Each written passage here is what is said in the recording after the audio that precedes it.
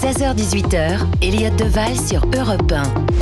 16h46, très précisément, de retour sur Europe 1 en direct. On est ensemble jusqu'à 18h et on attend vos appels. Vous êtes très nombreux au standard pour réagir au 01 80 20 39 21 à la question du jour.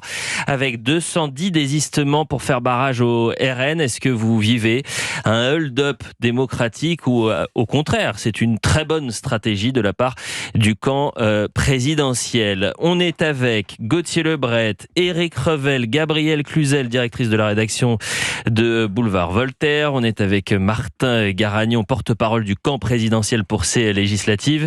Et Raphaël Steinville du journal du dimanche. C'est vous, la plume ce week-end, qui avez lancé cette grande enquête sur les objectifs, du moins le grand basculement du côté des préfets avec un risque de... Ça a été employé comme ça par des responsables politiques. Je crois que c'était Marine Le Pen qui parlait de coup d'État administratif.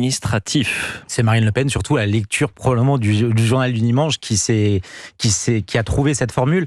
Alors bien sûr, aujourd'hui, certains se diront 6 nominations en Conseil des ministres, c'est beaucoup de bruit pour rien. Moi, je pense que les prophètes ont toujours tort d'avoir raison trop tôt. Et d'une certaine manière, si l'Élysée a renoncé temporairement à ces nominations d'ampleur, à cette valse dans la préfectorale, cela ne signifie pas qu'ils ne le feront pas. L'objectif évident aujourd'hui, et d'une certaine manière, on comprend l'Élysée et la majorité présidentielle, est de faire croire que Marine Le Pen est en plein délire complotiste. Mais je vous rappelle que, outre les informations du JDD, l'AFP hier confirmait que ces nominations étaient bien prévues. Je les cite, une salve de nominations est prévue mercredi en Conseil des ministres, qui pourrait comprendre notamment des préfets, quelques ambassadeurs, selon plusieurs sources concordantes.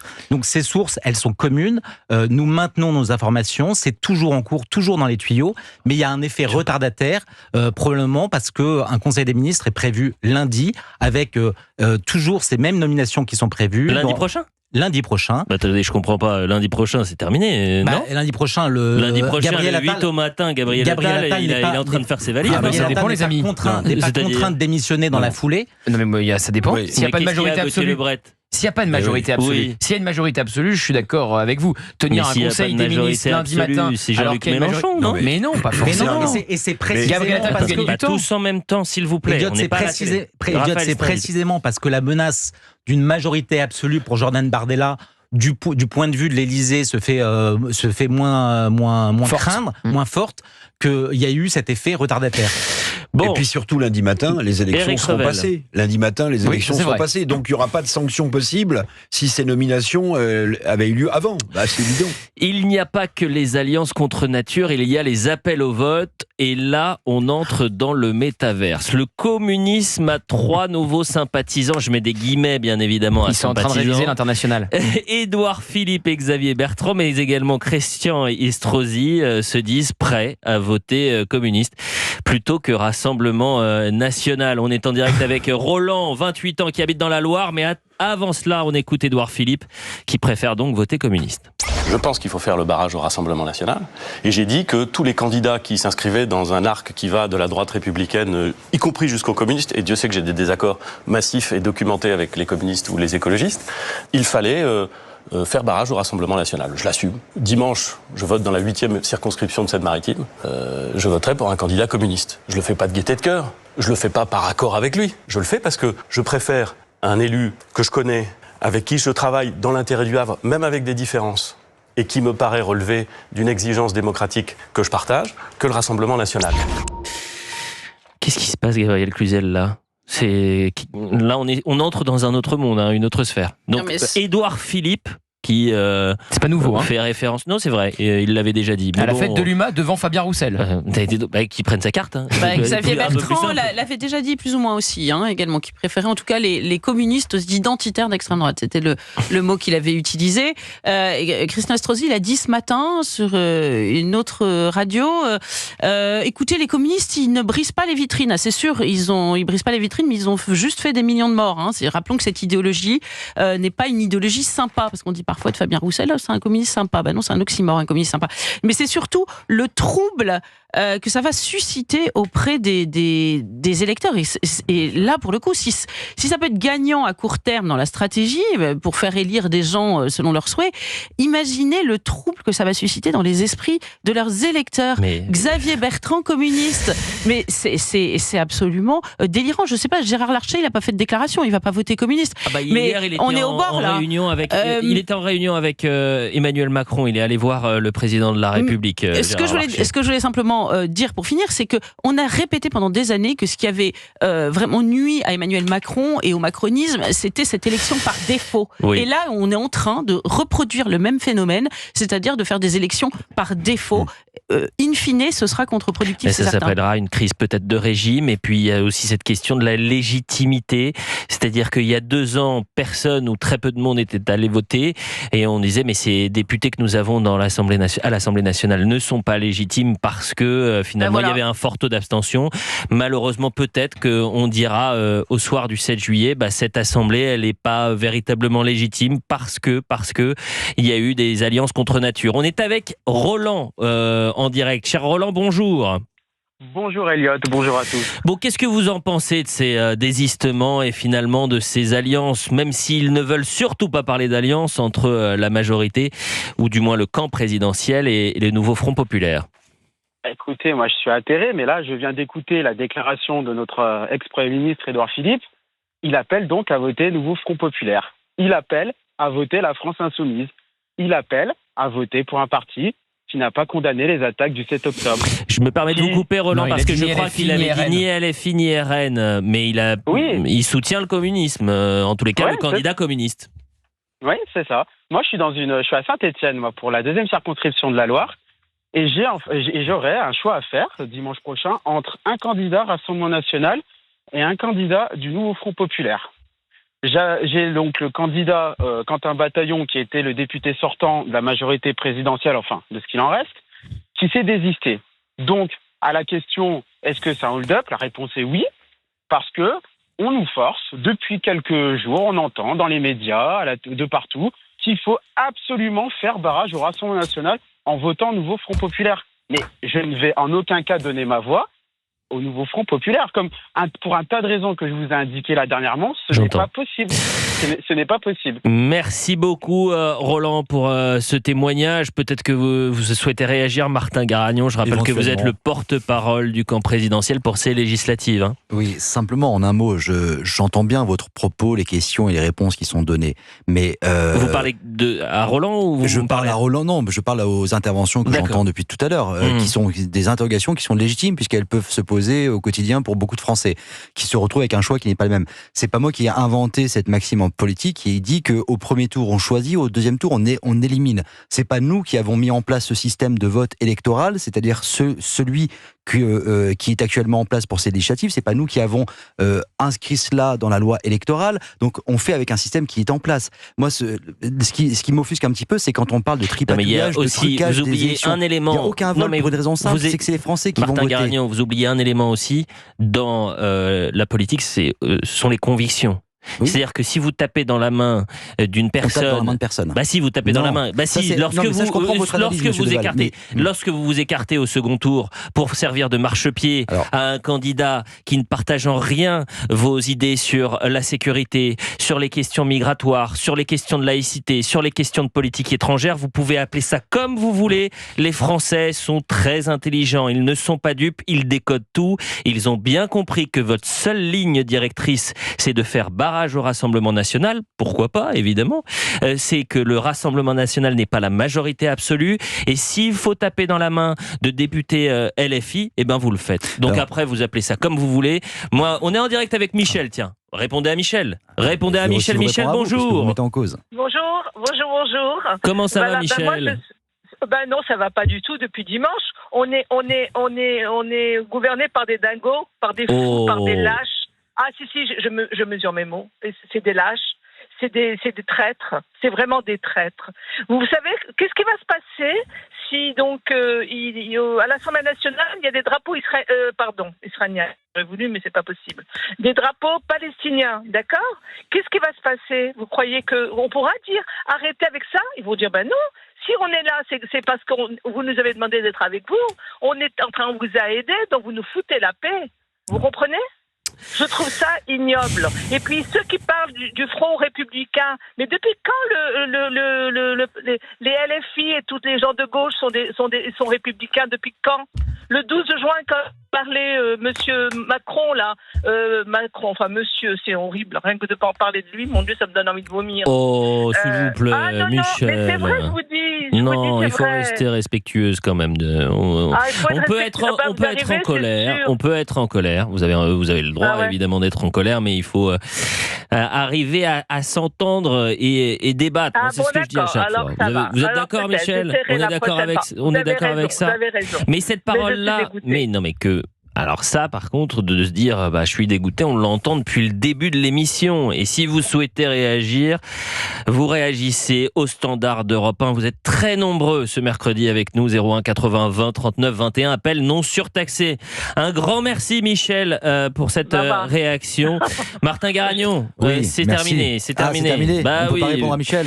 Vous allez lui répondre, mais en dehors du studio. Vous lui envoyez un petit texto. Merci beaucoup, Martin Garagnon. Je rappelle que vous êtes le porte-parole de cette campagne présidentielle. C'est toujours un plaisir d'être avec vous parce que vous êtes toujours, on dînera post-élection, post-second tour.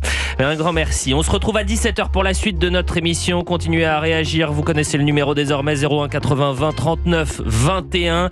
Est-ce que vous vivez un hold-up démocratique? À 17h30, notre invité politique du soir, Manon Aubry, eurodéputée. La France insoumise. Merci à tous. À tout de suite. Restez 17h. 16h-18h, Elliott Deval sur Europe 1. 16h-18h, Elliott Deval sur Europe 1. Émilie Dez qui se moque de moi parce que j'essaye hors antenne de connaître tous les jingles. Alors je dis et c'est à ce moment-là que je dois parler. Je dis ça à Jérémy le réalisateur, donc ça la fait sourire. À tout à l'heure, chère Émilie. On est en direct, vous le savez, jusqu'à 18h sur Europe 1. Vous êtes très nombreux à vouloir réagir au standard d'Europe 1, 01 80 20 39 21, appel non surtaxé. Et cette question, est-ce que avec ces désistements, ces alliances, vous avez l'impression qu'on vous vole un peu cette élection législative, ce second tour, ou alors au contraire, non, c'est une très bonne stratégie. Force est de constater que depuis le début de l'émission, on n'a que des gens mécontents. Ce serait intéressant d'avoir des gens qui nous disent si, bravo la Macronie de taper dans la main de la France insoumise. Gauthier Lebret qui veut déjà réagir alors que j'ai pas salué tout le monde autour du plateau. Cher Gauthier, rebonjour. Rebonjour Elliott. On est avec Jacques Serret du service politique d'Europe 1. Jacques, bonjour. Avec Gabrielle Cluzel toujours, directrice de la rédaction de Boulevard Voltaire. Avec Jules Torres du JDD.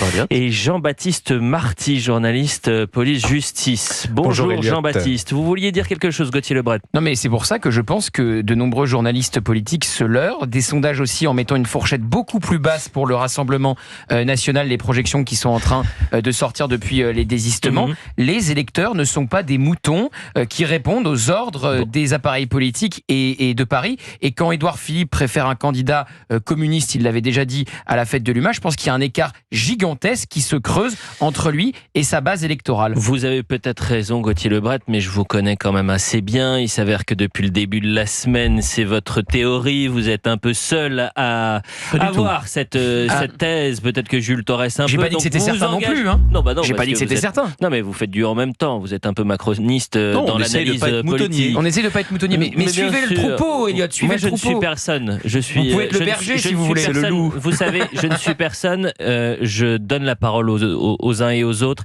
Et surtout aux Français. Et puis, vous savez que je suis aussi. Alors, n'hésitez pas à prendre la parole quand je vous la donne, en revanche, cher Gauthier Lebret, parce que vous savez, on n'est pas comme en télévision, en radio, il faut que les auditeurs... Pensez aux auditeurs plutôt que de penser à vous. Il faudrait un bonnet d'âne pour Elliott. Jules Torres, ça vous concerne également, à part si vous voulez prendre la main sur cette émission. Jamais.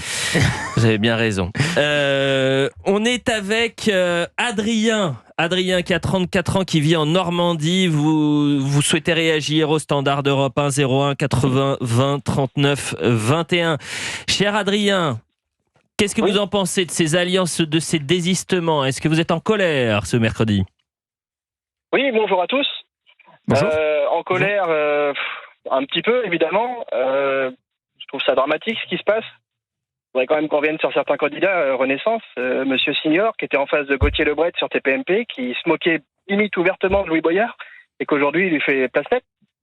Enfin, c'est invraisemblable. Enfin, je comprends pas, moi. Il reste, Loïc Signor. Il reste, mais pour sécuriser dans le but de faire élire Louis Boyard, faut quand même le dire. Absolument, vous avez 100% raison. Quand il est passé sur le plateau, il n'a pas parlé une seule fois du RN, il est resté sur Louis Boyard toute l'émission. Il a fait le fanfaron à le traiter de pitre, je crois.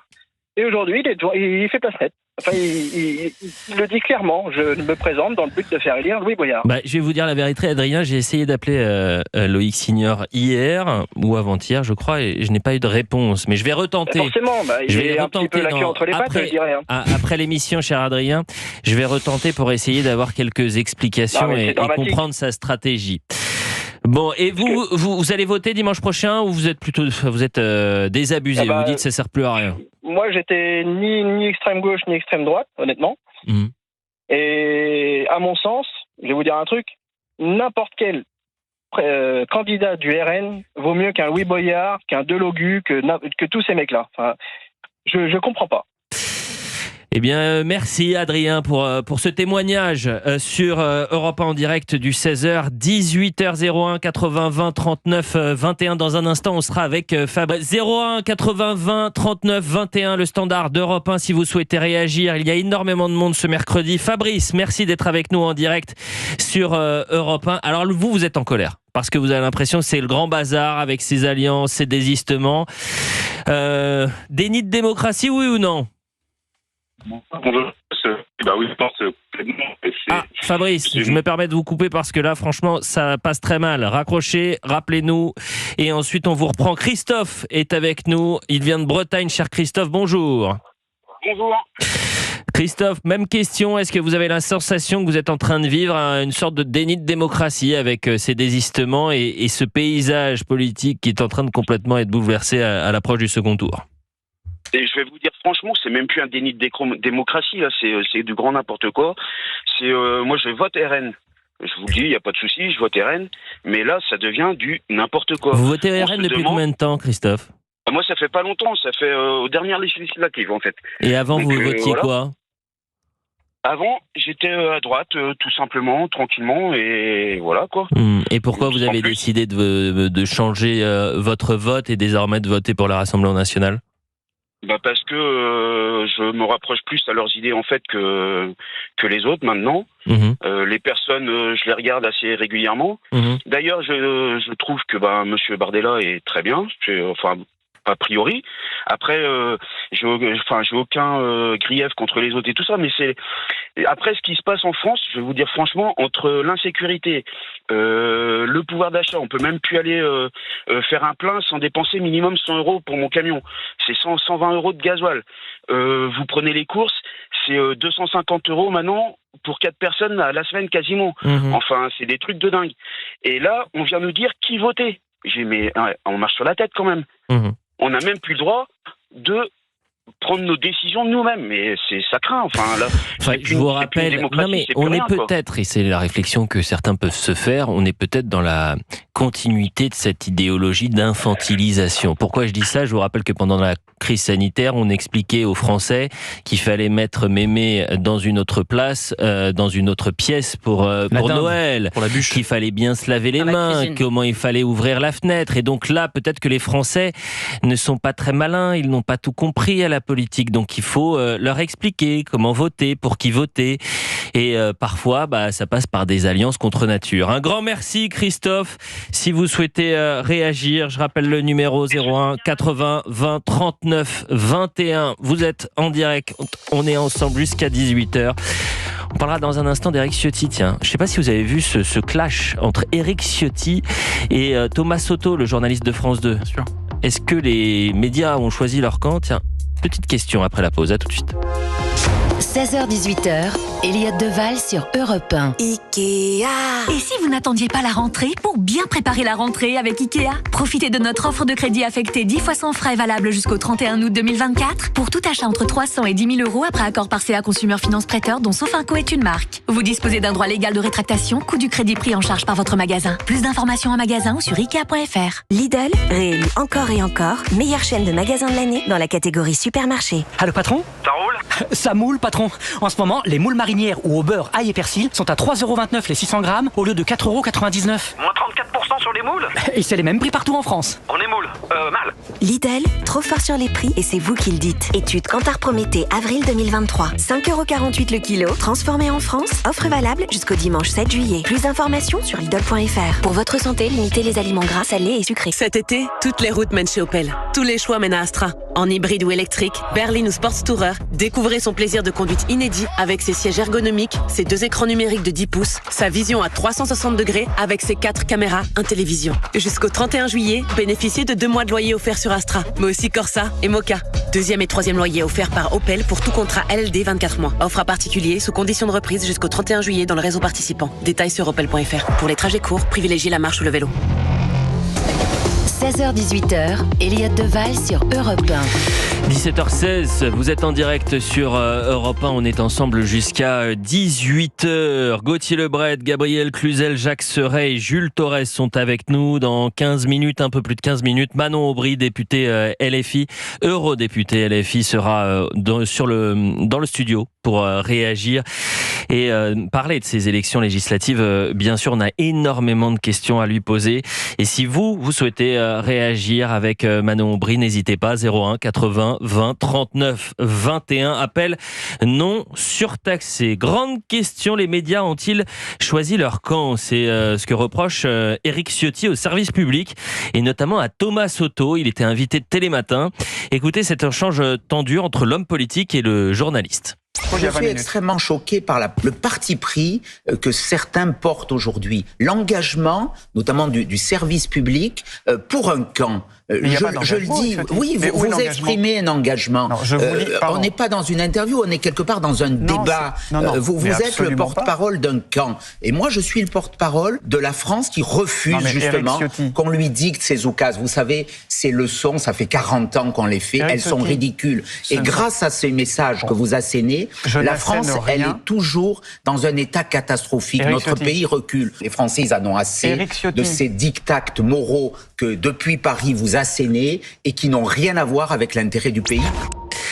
Gabriel Cluzel, je ne sais pas si Thomas Soto est militant, je ne le pense pas. Ce dont je suis certain en revanche, c'est que vous avez des journalistes de France Télévisions et notamment de France 3 qui ont été mis en retrait, et ça on a tendance à l'oublier, pendant cette campagne par la direction de France Télévisions, 5 journalistes de France 3 édition nationale parce qu'ils avaient signé une pétition pour faire un barrage contre le Rassemblement national. Mais c'est évidemment le serpent de mer, et je dirais que la bonne nouvelle peut-être cette année, c'est qu'on en parle, parce que c'est quelque chose qui est réel depuis bien des années, dans la supposée neutralité du service public qui en réalité n'existe pas, et qui est profondément blessante pour beaucoup de Français, parce que ces gens-là, évidemment, ils paient des impôts comme tout le monde, et ils ne comprennent pas pourquoi on leur taperait sur la tête, ou on taperait sur la tête de ceux qu'ils ont choisis par leur suffrage. Donc, pour la première fois, enfin, on en parle, mais enfin, ça reste extrêmement ténu, et il y a toujours un 2 poids de mesure extrêmement fort. Vous vous souvenez de ce journaliste qui a été écarté pour avoir simplement approché, ou être censé avoir approché Jean-François Aquili, et qui a été mis à pied, parce que ça, c'est péché mortel. Ouais, pour le coup, France Télévisions, la direction a très vite réagi lorsqu'ils ont découvert ces journalistes qui ont signé cette pétition appelant à faire barrage contre le Rassemblement national. N'hésitez pas à réagir, 01 80 20 39 21, appel non surtaxé. Vous pouvez réagir en direct sur Europe 1. On est ensemble jusqu'à 18h. Je rappelle la question du jour. Désistement, alliance, est-ce un hold-up démocratique? Est-ce qu'on est en train de vous voler votre élection, ou au contraire, c'est la meilleure stratégie pour que le RN n'obtienne pas la majorité absolue? Hold-up démocratique, je dis tout aux auditeurs comme je dis tout aux téléspectateurs sur CNews. J'ai eu Philippe de Villiers au téléphone téléphone cet après-midi. Et Philippe, je lui dis, voilà, je pense à un sujet, je pense que c'est vraiment le sujet du jour, c'est le fil rouge, mais j'ai pas le bon mot. Et Philippe me dit, mais peut-être que les gens ont cette impression de hold-up. Et c'est pour ça que je parle de hold-up, et on salue évidemment Philippe Devilliers, que vous retrouverez sur Europe 1 à 19h vendredi.